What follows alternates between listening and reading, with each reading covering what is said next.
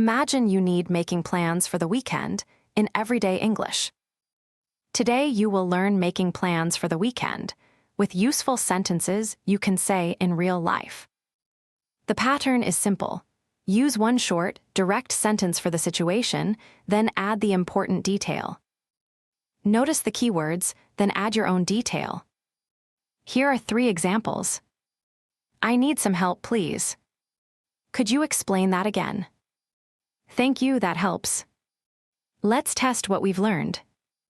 Which sentence is useful in this situation? Option 1. I need some help, please.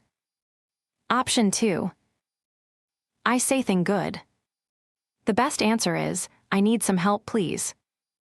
The correct sentence is clear and polite for everyday English. Let us recap.